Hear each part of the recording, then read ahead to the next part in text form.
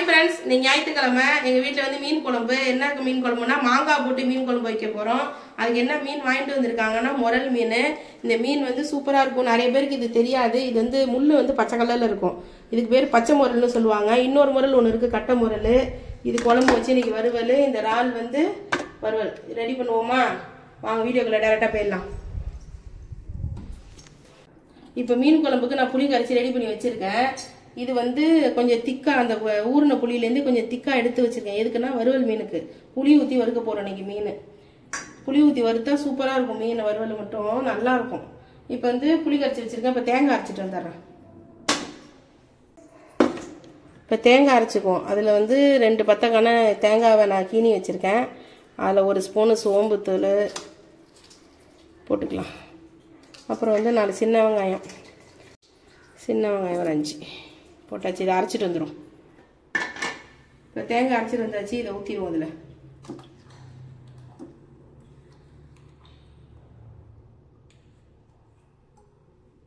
இப்போ நம்ம வறுக்கிறதுக்கு அரைக்கணும். அதனால் இந்த ஜார் அப்படியே வச்சுக்கலாம்.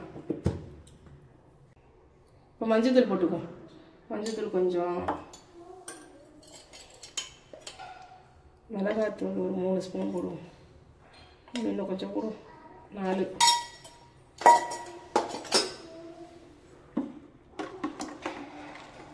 இப்போ கொத்தமல்லி தூள் போட்டுக்கோ. அது கொஞ்சமாக போட்டால் போதும். மீன் குழம்புக்கு கொத்தமல்லி தூள் ரொம்ப தேவையில்லை. இப்போ இதிலே உப்பு போட்டுக்குவோம்.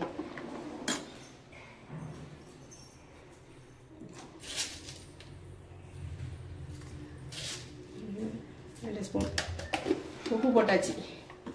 கலந்துட்டு இப்போ வந்து குழம்பு தாளிச்சு ரெடி பண்ணிடுவோம். கடாயை போட்டாச்சு குழம்புக்கு.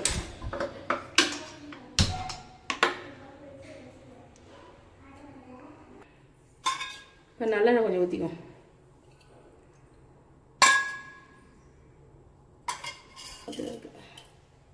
இப்போ எண்ணெய் காஞ்சிருச்சு. கொஞ்சமாக வெந்தயம் போட்டுக்கும்.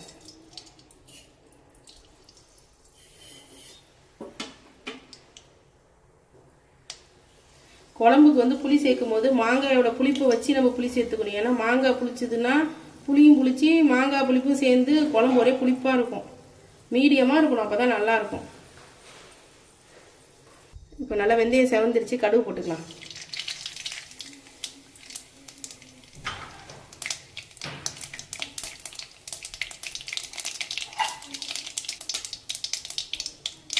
இப்போ சின்ன வெங்காயம் சேர்த்துக்கலாம்.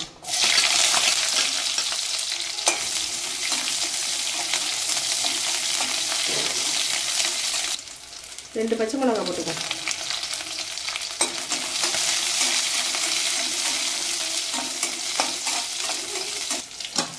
இப்போ தக்காளி சேர்த்துக்குவோம்.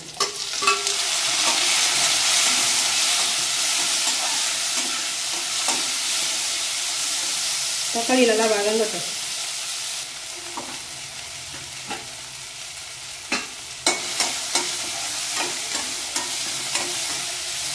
தக்காளி நல்லா வதங்கிடுச்சு. குழம்பு எடுத்து ஊற்றிடணும்.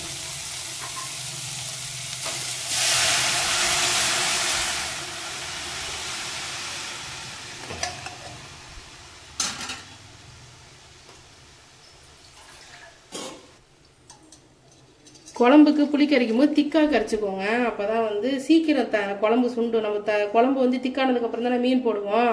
தண்ணி ஊற்றி நிறையா இது பண்ணிங்கன்னா கொஞ்சம் கேஸு தான் நம்மளுக்கு வேஸ்ட் ஆகும்.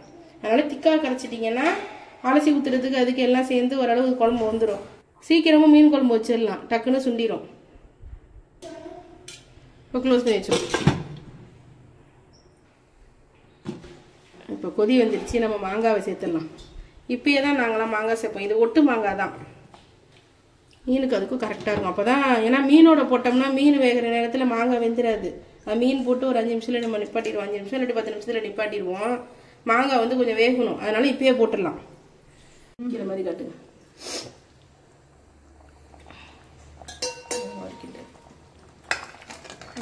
குழம்பு நல்லா திக்காயிடுச்சு பாருங்க. இந்த குழம்பு வந்து இப்படி சுற்றி பார்த்தோம்னா கரண்டியில் ஒட்டணும். அப்போனா திக்காயிடுச்சுன்னு அர்த்தம். மீன் போடலாம். தண்ணியாக இருக்கப்பே மீன் போட்டிங்கன்னா மீன் வந்து தண்ணி விடும். அதனால் தண்ணியாக இருக்கும் குழம்பு.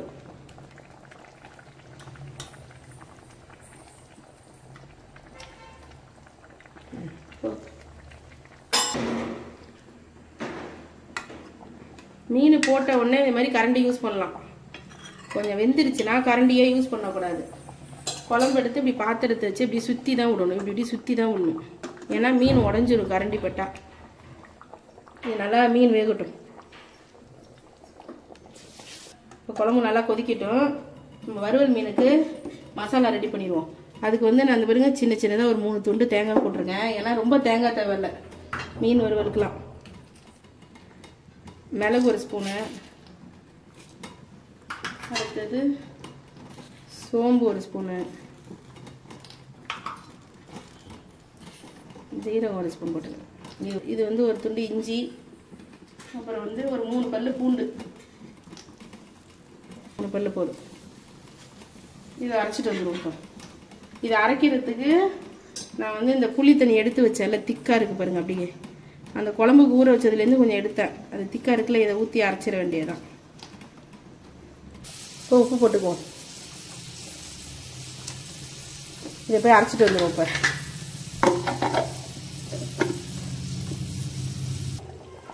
மீன் குழம்பு ரெடி ஆகிடுச்சு பாருங்கள் எப்படி. ஓகே, இதை ஆஃப் பண்ணிடுவோமா? அவ்வளோதான், மீன் குழம்பு ரெடி.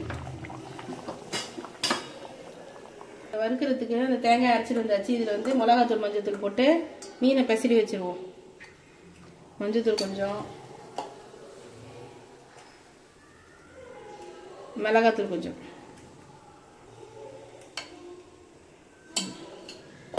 ஏற்கனவே உப்பு போட்டு அரைச்சிருக்கிறதுனால நம்ம உப்பு போட வேண்டியதில்லை. மீனை பெசரி வச்சிடும். நல்லா பெசரியாச்சு. இப்போ வந்து நம்ம உப்புலாம் டேஸ்ட் பண்ணிவிட்டு மீனை போட்டு பெரட்டிட வேண்டியதுதான். நல்லா பெசரணும். ஈவனாக எல்லா பக்கட்டும் இந்த மசாலா இருக்க மாதிரி பெசரணும். மீனை வந்து அப்படியே கொட்டக்கூடாது, ஒன்று ஒன்றா தான் எடுத்து போடணும். நீங்கள் என்ன தண்ணியை வடிகட்டி வச்சாலும் கொஞ்சம் நேரம் கழித்து பார்த்தீங்கன்னா மீனில் வந்து தண்ணி நிற்கும். தண்ணியை ஊற்றக்கூடாது, கவுச்சு ஸ்மெல் அடிக்கும். பார்த்தீங்களா, இந்தமாதிரி தண்ணி நிற்கும். அதுக்குதான் நல்லா போகும்போது பெசரிக்கிறேன். நல்லா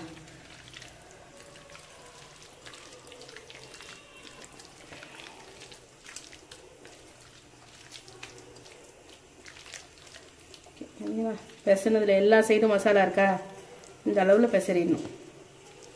அவ்வளோதான். அடுத்து இறால் செஞ்சிடும்.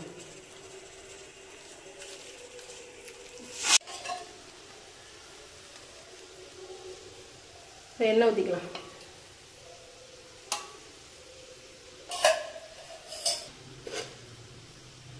இப்போ எண்ணெய் காஞ்சிருச்சு. 2 கிராம்பு. அதை வெடிச்சோடனே நம்ம அரைச்சி வச்சு இந்த சாந்தை அதில் ஊற்றிடலாம். கிராம்பு வெடிச்சிருச்சு. இப்போ இந்த சாந்தை சேர்த்துருவோம். அதில் இதுக்கு அரியிற வேலையே இல்லை. இது மாதிரி அரைச்சிட்டா சீக்கிரம் செஞ்சிடலாம்.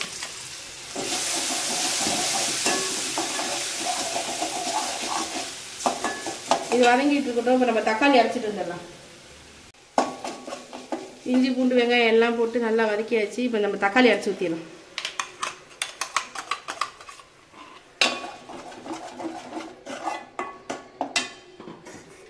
இப்போ ஒரு பச்சை மிளகா போட்டுக்கலாம். 2 உடச்சி போட்டிருக்கேன். இப்போ இந்த ஒரு ஆளுக்கு தேவையான உப்பு போட்டுக்குவோம். அதுவும் அப்போ தான் நல்லா.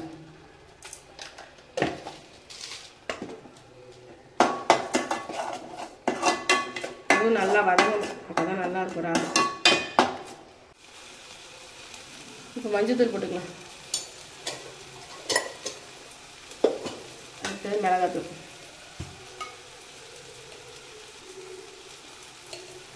ஒரு 2 ஸ்பூன். இறால் வந்து பசங்களுக்கு தான், அதனால் காரம் ரொம்ப வேண்டியதில்லை. அதனால் பச்சை மிளகாயே வந்து 1 தான் போட்டேன். நம்மளுக்கு வந்து இந்த 2 போடலாம். பச்சை மிளகா நல்லா இருக்கும். இப்போ இறால் சேர்த்தலாம்.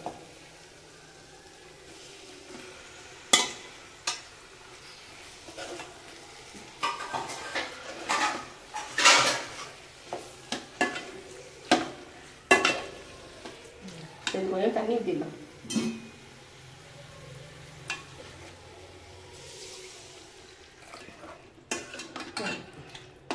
இறால் வந்து தண்ணி விடும், அதனால கொஞ்சமாக ஊற்றினா போதும்.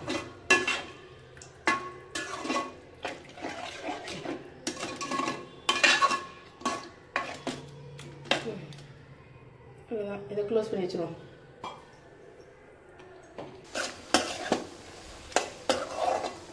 இறால் நல்லா வெந்துருச்சு, நல்லா கிரேவி மாதிரி வந்துருச்சு.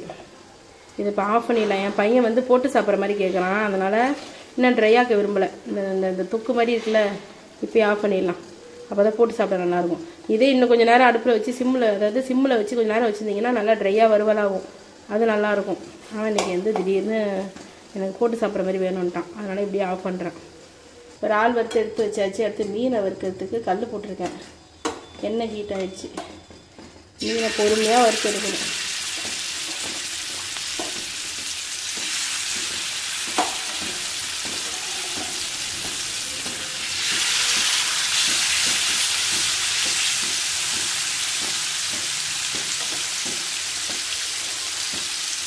அவ்வளோ நேரம் பசிக்காது. இந்த மாதிரி மீன் வறுக்கிறப்ப மட்டும் ஒரு பசி வந்துடும்.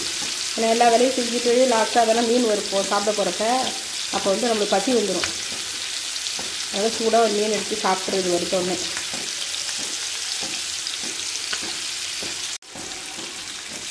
மீன் ஒன்றா பிரி போட்டலாம். புளி ஊற்றுனதுனால டக்கு டக்குன்னு செவரும், அதனால் சிம்மிலே வச்சு தான் நம்ம வேக வைக்கணும். இல்லாட்டி மீன் தீஞ்சிரும், மீன் வேகாத. அப்புறம் எலுமிச்சம்பழம் ஊற்றி வறுக்கலாம், ஆனால் நாங்கள் அப்பையிலேருந்தே புளி ஊற்றி தான் வறுப்போம். இந்த மீனுன்னு இல்லை, எல்லா மீனுமே புளி ஊற்றி தான் வறுப்போம். என்ன மட்டும் திருப்ப முடியல.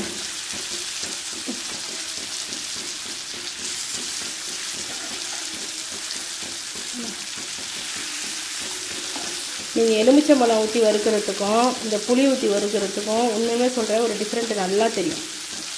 புளி ஊற்றினீங்கன்னா அந்த மீனோட எல்லா இடத்துலையுமே அந்த புளிப்பு நல்லா தெரியும். எலுமிச்சம்பழத்தில் மேலே இருக்க ஒரு லேயர் மட்டும்தான் ஒரு புளிப்பு தெரியும், அதுக்கப்புறம் ஒன்றும் இருக்காது. புளி மட்டும் எல்லா இடத்துலையும் நல்லா அந்த சாந்தோடு சேர்ந்து சூப்பராக இருக்கும்.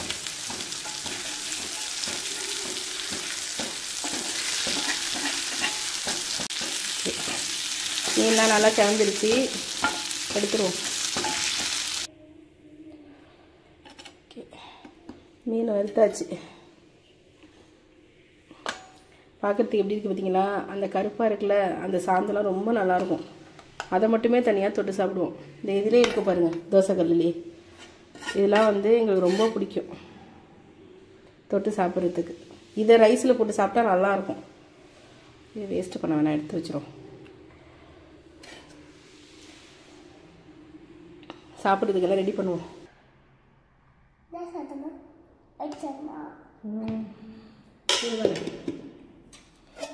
குழம்பு ஊற்றிக்கலாம்.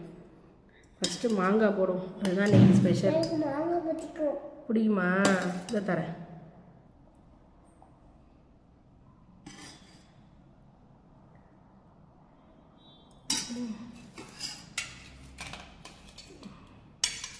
முட்டை முட்டை ஊட்டி விடுகிறேன். வச்சிருக்கேன். ஆமாம், இது உனக்கு ட்ரை ஆக்கி வச்சுருக்கேன். அண்ணனுக்கு கொஞ்சம் கிரேவி மாதிரி நிப்பாட்டினேன். ஓகே.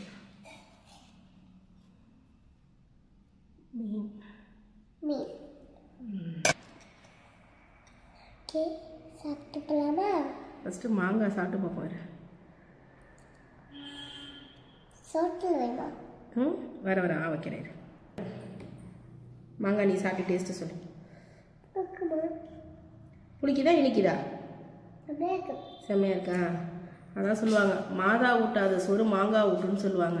அந்த மாதிரி மாங்காய் அவ்வளோ டேஸ்ட்டாக இருக்குது. நான் கொஞ்சம் சாப்பிட்றேன். ரொம்ப பிடிக்கல, ரொம்பவும் இனிக்கல, கரெக்டாக இருக்குது.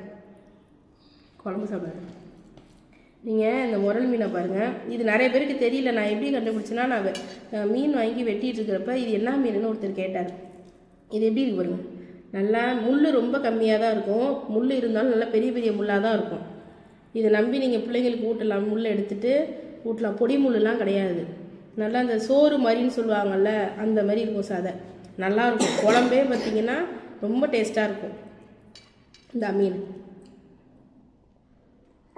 முள் இருக்கா? இல்லை, நான் தான் சொன்னேன். மீன் பாருங்கள், அப்படியே ஒவ்வொரு கட்டமாக வந்துடும். சிக்கன் பீஸ் மாதிரி இருக்கும் பார்க்குறதுக்கு. இதுக்கு பேர் பச்சை முரல். நான் வாங்கினது வந்து இப்போ பச்சை முரல் வாங்கியிருக்கேன். இதை வந்து கட்டை முரல்னு சொல்லுவாங்க. இன்னும் என்னென்ன முரலில் நிறையா வகை இருக்குது தான். நான் வந்து முரல்னாலே வாங்கிடுவோம். அது இருந்ததுன்னா வேறு ஆப்ஷனே கிடையாது, முரல் தான். வஞ்சனை மீனை விட இது தான் நல்லாயிருக்கும். ஓகே ஃப்ரெண்ட்ஸ், இந்த வீடியோ இதோட முடிச்சுக்கலாம். நாங்கள் சாப்பிட போகிறோம். இந்த வீடியோ உங்களுக்கு பிடிச்சிருந்ததுன்னா சப்ஸ்கிரைப் பண்ணுங்கள், லைக் பண்ணுங்கள், ஷேர் பண்ணுங்கள். சொல்லு பாய் சொல்லு நீனு. பாய். Bye friends.